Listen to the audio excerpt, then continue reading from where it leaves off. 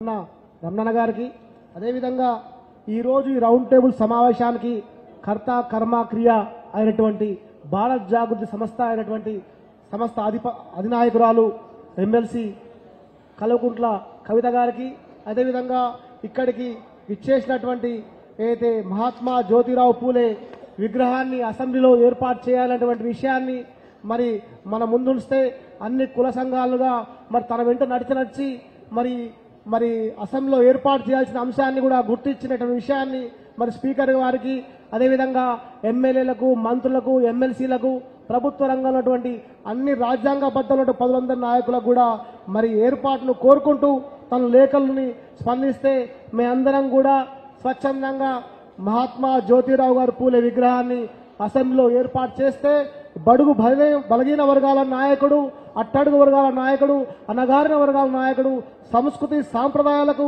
మరి విద్యాపరంగా మరి పోరాడినటువంటి మహానాయకుడు విద్యనే మరి వెలుగునివ్వాల్సింది ఆ విద్య ఆ రోజు ఉన్నటువంటి పరిస్థితిలో మరి విద్య ద్వారా మరి అణగారిన కులాలకు అట్టడుగు వర్గాలకు విద్యని చూపించే మార్గం చూపించే విధంగా ముందు నడిచిన మహానాయకుడు జ్యోతిరావు పూలే గారు.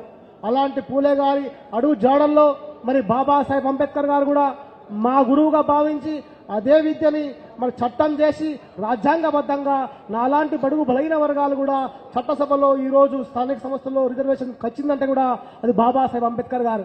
ఆ బాబాసాహెబ్ అంబేద్కర్ గారి గురువైనటువంటి మా జ్యోతిరావు పూలే గారి ఆశయాలు కూడా సిద్ధించాలే. మరి బడుగు బలైన వర్గాలు చట్టసభలో మరి రిజర్వేషన్ జాబట్టప్పుడే మనలాంటి వాళ్ళందరూ కూడా మరి పార్లమెంట్లో చట్టసభలో అసెంబ్లీలో అన్ని రంగాల్లో కూడా మన వాళ్ళు అధికారం రాగలుగుతున్నటువంటి విషయాన్ని కూడా గుర్తుండే విధంగా మరి అసెంబ్లీలో అలాంటి మహనీయుని విగ్రహాన్ని ఏర్పాటుకు పూనుకోవడం కూడా మరి చెప్పొచ్చు. మరి అప్పుడు కూడా గత 60 సంవత్సరాలుగా మరి మనం పాలన చూసినాం. ఎవరు కూడా ఆ పాలనలో అంబేద్కర్ ఆశయాల సాధనలో మాట్లాడలేదు కానీ అసెంబ్లీలో అలాంటి విగ్రహం ఉండాలనే విషయాన్ని కూడా గుర్తు రానటువంటి విషయాన్ని గుర్తు చేసుకొని మరి విగ్రహాన్ని ఏర్పాటు చేసుకున్నాం. ఇప్పుడు కూడా మహాత్మా జ్యోతిరావు పూలే గారికి మరి భారతదేశంలో కపూర్ ఠాగూర్ గారికి భారతరత్న ఇచ్చినందుకు చాలా సంతోషదాయకం. కానీ నా వంతు విన్నపించుకుంటున్నా మరి భారత జాగృతి అధ్యక్షురాలు గారు కానీ అదేవిధంగా సభాధ్యక్షత వహిస్తున్నటువంటి రమణ గారు కానీ ప్రజా సంఘాల నాయకులు కానీ ఖచ్చితంగా మహాత్మా జ్యోతిరావు గారు పూలే గారికి భారతరత్న వెనువెంటనే భారత ప్రభుత్వం ఇవ్వాల్సినటువంటి అవసరాన్ని కూడా వచ్చే విధంగా ఉండాలి. దానికి పూనుకొని నాయకత్వం వహించాల్సిన విషయాన్ని కూడా మరి కవిత మన ఎమ్మెల్సీ కవిత గారు భారత జాగృతి గారు మరి తీసుకోవాల్సిన విషయాన్ని కూడా గుర్తుంచుకొని రాబోయే రోజుల్లో మరి ఈ ఉద్యమం ఇప్పటికే ఆగొద్దు.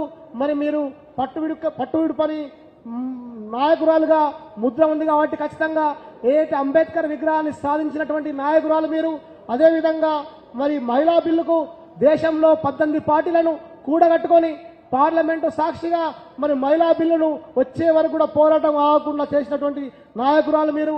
ఖచ్చితంగా మరి అలాంటి మళ్ళీ పూలే విగ్రహంతో పాటు పూలే ఆశయ సాధనలో ఉన్నటువంటి మాలాంటి బడుగు బలైన వర్గాలు రాజ్యాధికారం రావాలంటే చట్టసభలో ఓబీసీ రిజర్వేషన్ రావాల్సిన అవసరం ఉందని కూడా ఘంటాపదంగా మరి ముందుండి మరి వచ్చే వరకు పోరాడాలి. పూలే గారి విగ్రహంతో పాటు చట్టసభలో మరి రిజర్వేషన్ కావాలి. స్థానిక సంస్థల్లో కోరుకున్నట్టుగా మరి ఇప్పుడు వచ్చిన ప్రభుత్వం కూడా పంచాయతీరాజ్ ఎలక్షన్లో 42% రిజర్వేషన్ ఇస్తున్నటువంటి విషయాన్ని కూడా మనం గుర్తుండే విధంగా రాబోయే రోజుల్లో స్థానిక సంస్థ ఎలక్షన్స్ లో మనందరం కూడా మన అన్నదమ్ములకు మన అక్క చెల్లెలకు అందరికి కూడా ఆ పదవులు అందే విధంగా కూడా పోరాడుకుందాం.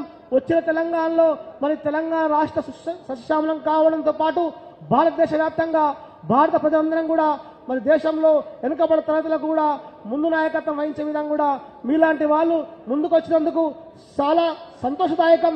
రాబోయే రోజుల్లో మరి ప్రజా సంఘాల మన అభిప్రాయాలు కూడా కూడగట్టుకొని మరి గ్రామాన మండలాన జిల్లా వ్యాప్తంగా మరి పెద్ద ప్రజా ఉద్యమాలు చేయాల్సిన అవసరాన్ని కూడా ఉందనే విషయాన్ని కూడా భారత జాగృతి సంస్థ అనేటువంటి అధ్యక్షురాలు చెప్తున్నా.